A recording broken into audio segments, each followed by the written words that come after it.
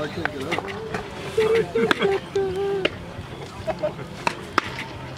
I'm John. Yeah. You gotta flip over. And this chair is. After a dominant 7-1 win Wednesday night, the Gatemen look to keep the wins coming. I'm Julia Joseph at Spillane Fields, where tonight the Gatemen will host the Orleans Firebirds at 6:45. Let's send it up to Jack and Owen for a look back on Wednesday's game. Whatever. Thank you so much, Julia. The Bats really came alive for the Gatemen in a 7-1 win, and a big part of that was Owen Diodati in the third inning, a 3-run shot, Owen. Absolutely. Owen, who had a great night in the first night at Cotuit, had an excellent home run last night. Again, the Gatemen have struggled a little bit offensively so far this season. It was a huge momentum boost for the Gatemen last night. Gatemen's certainly going to be something that they're going to try to keep that offensive momentum going tonight. Cade Kern as well. He had 3 RBIs off 2 base hits. Right, absolutely. Same thing with Cade Kern. You see a couple of these guys popping up for the Gatemen. Some production offensively deep through the lineup. Really going to be something that can help them as the season goes on. And the pitching was phenomenal for the Gatemen. They got 8 scoreless innings from 2 different guys. Absolutely. A phenomenal. I mean, it was a great night offensively, but the pitching was really the story in a lot of ways. Ian Villers had a great night. Bradley Bramer had a great night.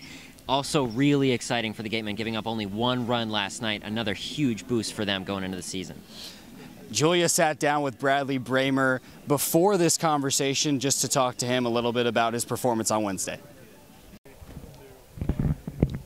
Thanks, guys. I'm here with Bradley Bramer. Now, Bradley, after the game against YD the other night, you said you were throwing out your full mix of pitches. What do those pitches consist of?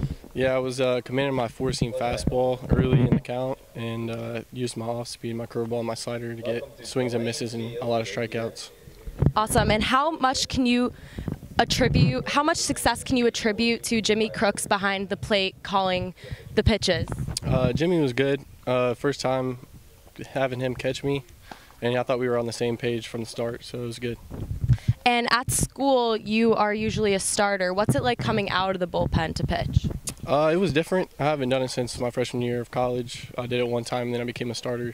But, I mean, just keeping the same mindset and attacking hitters like I always do. Thanks, Bradley. Back to you guys in the booth.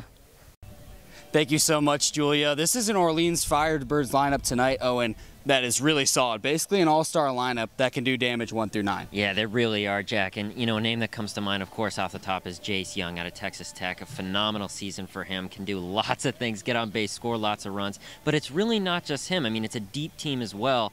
They've had a solid start to the season again, but I think we are going to see a lot more from them offensively. Gateman's certainly going to have their hands full. Yeah, only a .242 average through 3 games, but Young, the name you mentioned, 21 home runs, 67 RBIs this year. And on the mound for the Gatemen is Jonathan Brand out of Miami, Ohio. This might be the toughest test he's seen in his career. Right, exactly. And that's really going to be the matchup that we're going to be keeping an eye on tonight. Can the Gatemen pitching handle the Orleans offense? You know, as this game goes on, we saw a great performance last night. Gatemen going to try to keep that up. That's the real matchup to look out for tonight. Indeed it is, Owen. Julia Joseph, the third member of our team, has Don Sneddon for the Manager Show. I'm here with manager Don Sneddon. Let's talk about Wednesday night's game against YD. What worked on Wednesday that hasn't worked in the past? Well, it's all pitching.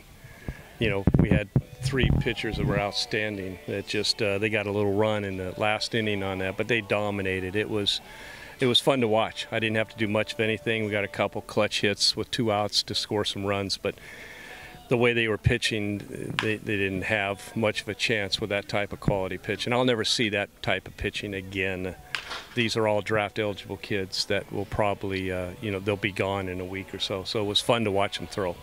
Absolutely. So would you say you were more impressed with the pitching or the hitting? Oh, the pitching by far. It was a dominating thing. Those type of arms I saw when I was managing pro ball, but you don't get those in the Cape 1, 2, and 3. You may get a 1, and then in 2 days you may get another guy, but not back to back to back. And it just happened to work out that way because we had a rain out.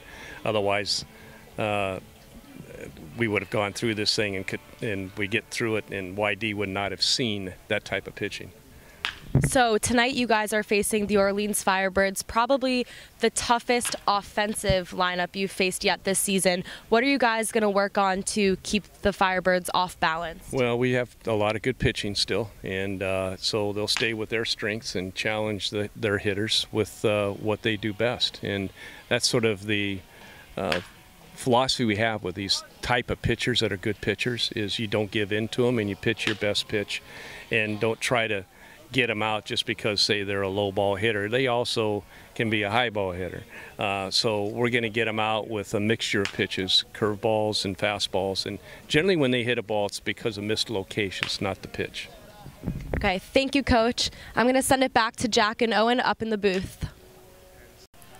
That does it for our Gateman pregame show. Be sure to tune in on our YouTube stream for first pitch at 6:45. And if you can't do that, check out our Twitter for updates throughout the game.